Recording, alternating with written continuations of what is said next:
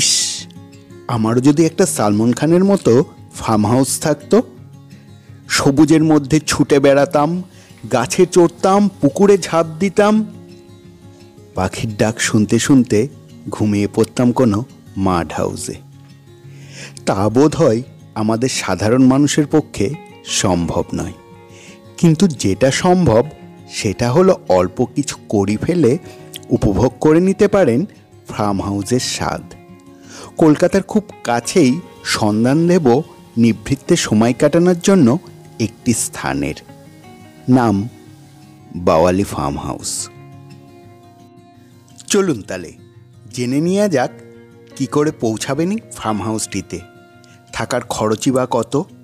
এই সমস্ত তথ্য নিয়ে আমি হাজির সুদীপ্ত আমার চ্যানেল রোমিং ফিটে।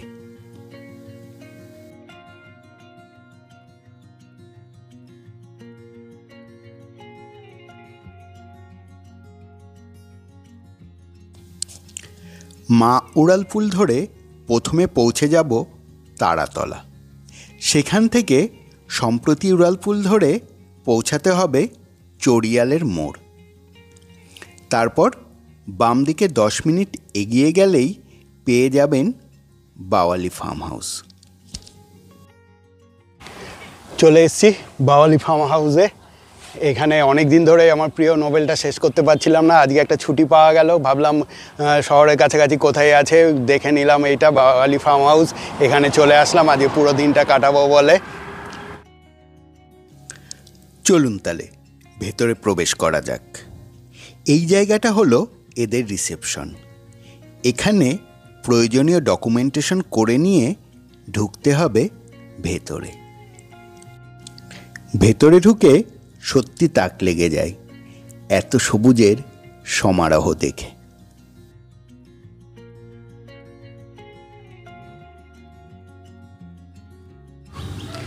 আমি এখন বসে আছি এদের লনে। আমার হার্ডলি এখানে আসতে 2 ঘন্টা সময় লাগলো। অ্যাকচুয়ালি বজবজ স্টেশন থেকে এখানের দূরত্ব প্রায় আধ ঘন্টা মতো। খুবই সুন্দর পরিবেশটা, চারদিকটা সবুজে মোড়া। এরকম বৃষ্টিমুখর একটা দিনে এখানে টাইম স্পেন্ড করার একটা আলাদাই আনন্দ।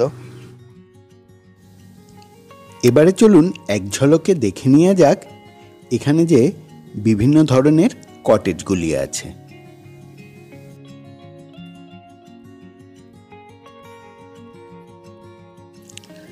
চলে এসেছি গাছবাড়ির কাছে। এখানে এরকম 2টি গাছবাড়ি আছে, যার ভাড়া 4 থেকে 4,500 টাকা। এই গাছবাড়িগুলিতে থাকলে জঙ্গলে থাকার রোমাঞ্চ জাগবে আপনার মনে।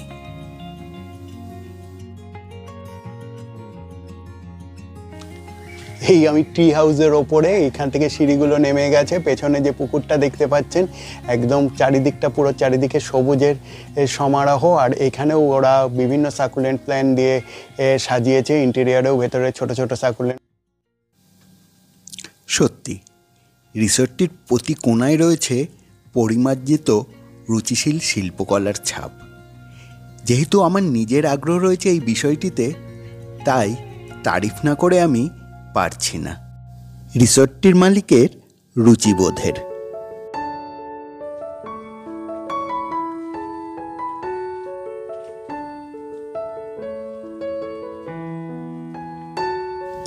সবুজে ঘেরা রাঙামাটির পথ ধরে এগিয়ে গেলে পেয়ে যাবেন পুরনো দিনের বনেদি বাড়ির আদলে নির্মিত এই দ্বিতল বাড়িগুলি।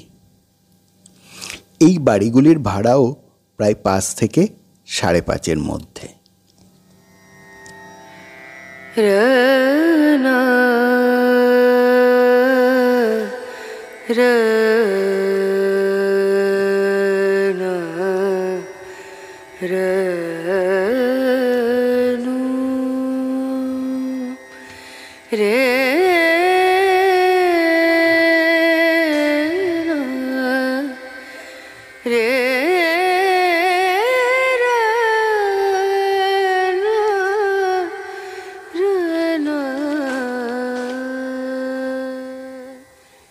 বাড়িগুলো দেখে মনে হচ্ছে অনেকটা 1800 শতকের সেই প্রাচীন যে রবীন্দ্র বঙ্কিম যুগের যে বাড়ি আছে সেই রকম দেখে অনেকটা মনে হচ্ছে। এখানে সত্যি স্থাপত্যগুলো সত্যি সুন্দর, তারিফযোগ্য, এবং যে যার ভাবনায় এটা এসেছে আমি তো তারিফ না করে পাচ্ছি না, এত সুন্দর ডেকোরেশনগুলো।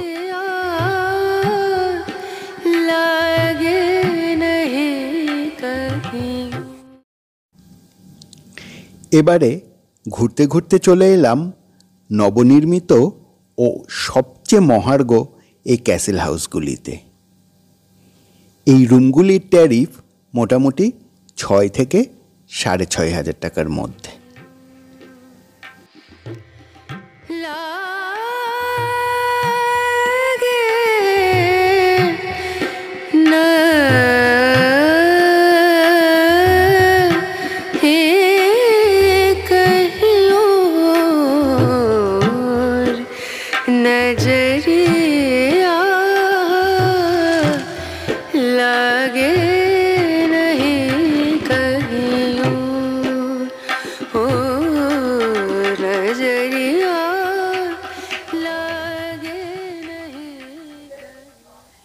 একদম কেল্লার ভেতরে চলে এসেছি, নিজেকে বেশ রাজা রাজা ফিল হচ্ছে এখানটায়।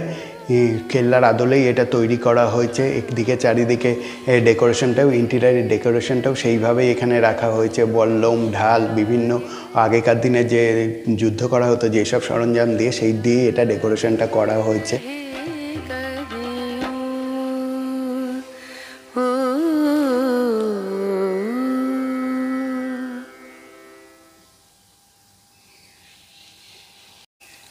এখানে একটা জিনিস খেয়াল করলাম, ঘরের নামগুলোও বেশ সুন্দর। কোনোটা মেঘে ঢাকা তারা, কোনোটা অন্তরীণ। বাংলা নামগুলো খুব সুন্দরভাবে এখানে দেয়া হয়েছে প্রত্যেকটা রুমের।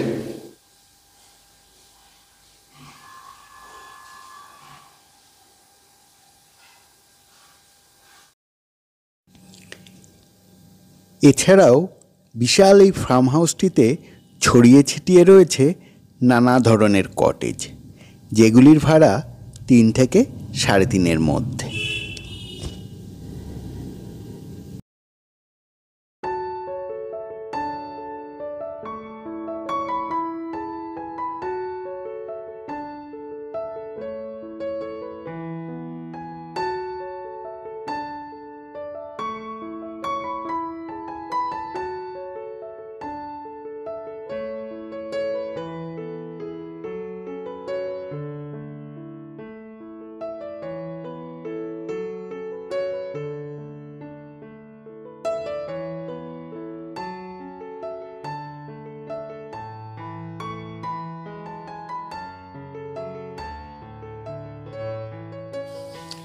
এখানে পরপর দুটো গাছবাড়ি রয়েছে।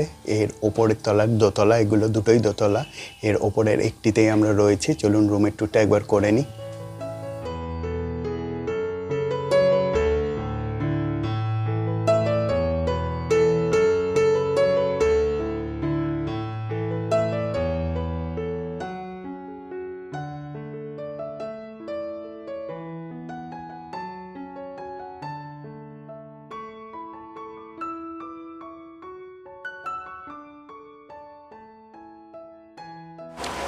এই হচ্ছে রুমের ভেতরটা।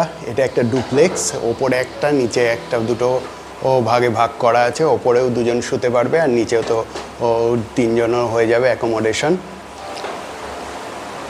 এই হচ্ছে প্রকৃত টি হাউস। ঘরের মধ্যে দিয়ে একদম টি উঠে গেছে আমার সামনে দিয়ে দেখতে পাচ্ছে। ঘরের মধ্যে দিয়ে এর হাইটটাও অনেকটা, প্রায় 20 ফুট মতো উচ্চতা হবে।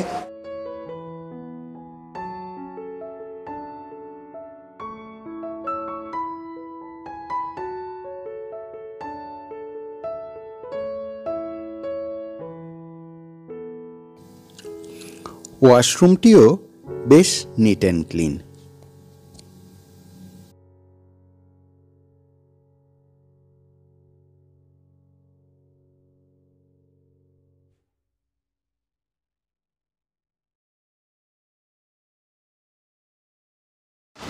এই রাস্তা ধরে এগিয়ে গেলেই সামনে এদের রেস্টুরেন্টটা, যেখানে আমরা এলাকাতে অর্ডার দিয়েছি।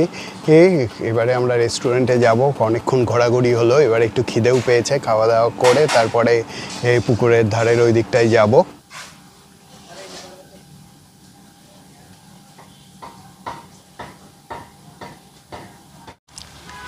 চারিদিকে এরকম বাতাবি লেবু হয়ে আছে, গাছে ভর্তি বাতাবি লেবু। লাঞ্চ করতে পৌঁছে গেলাম এদের রেস্টুরেন্টটি, যার নাম হলো নীল আকাশের নিচে। এটি একটি ভিস্টাডোম রেস্টুরেন্ট।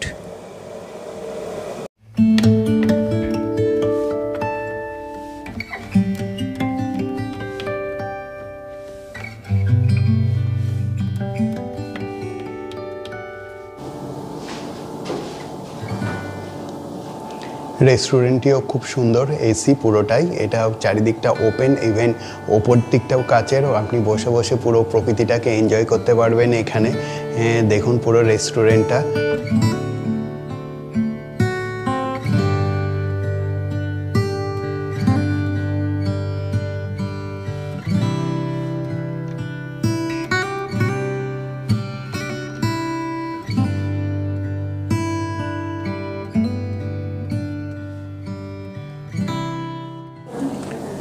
চলে এসেছি লাঞ্চ করতে, বেলা বেশ অনেকটাই গড়িয়ে গেছে।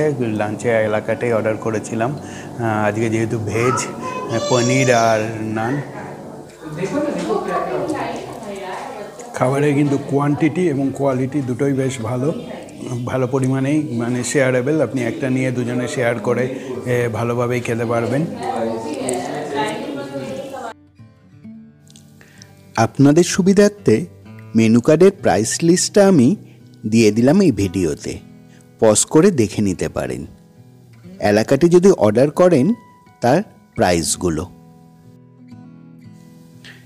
খাওয়া দাওয়ার পাট সেরে চলে এলাম পুকুর ঘাটে। পুকুর পাড়ে এই ছোট্ট ছোট্ট কটেজগুলিতে পাখির ডাক শুনতে শুনতে শেষ করলাম আমার প্রিয় নোবেল চেতন ভগতের 5 পয়েন্ট সামওয়ানটি।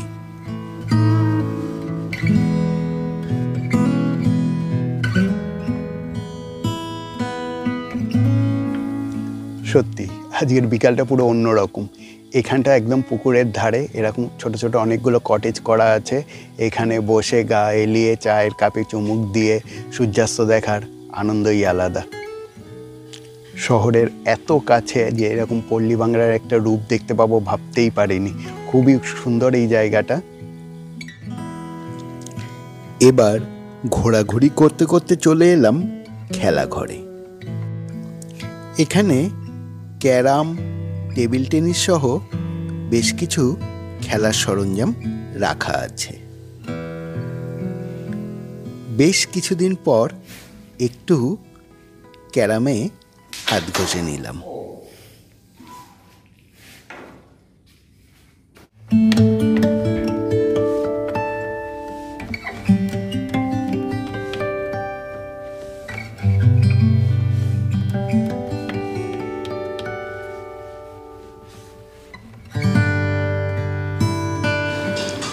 এই হচ্ছে এদের পুলটা। পুলের পেছনে রয়েছে চেঞ্জিং রুম, ওখান থেকে চেঞ্জ করে এসে এখানে আপনি পুলে নামতে পারবেন। তবে পুলটা বেশি বড় নয়, মোটামুটি ছোটই বলতে হয়, খুব একটা স্ট্যান্ডার্ডও নয়, এটা একটু অ্যাকচুয়ালি ছোটোই সাইজটা। এখানে যারা ডে আউটিংয়ে আসবেন তাদের জন্য একটা রুম অবশ্যই মাস্ট, তবে এটা পুলটা অ্যাক্সেস করতে পারবেন। কিন্তু পুলটা দেখে আমার ইচ্ছা হলো না, তার থেকে মনে হচ্ছিল পুকুরে গিয়ে স্নান করি। সন্ধে নেমে আসলো, আমাদের ডে আউটিংয়ের প্যাকেজ প্রায় শেষ, আমরা এবারে বেরিয়ে যাচ্ছি। এখান থেকে এত সুন্দর পরিবেশ, স্টেকেশন না করার জন্য সত্যি মনটা খুবই খারাপ লাগছে। অবশ্যই এখানে একটা দিন কাটালে খুবই ভালো লাগতো। ও যেতে যেতে জেনে নিন রিসোর্টটি সম্বন্ধে আরও কিছু তথ্য ইনাদেরই মুখ থেকে।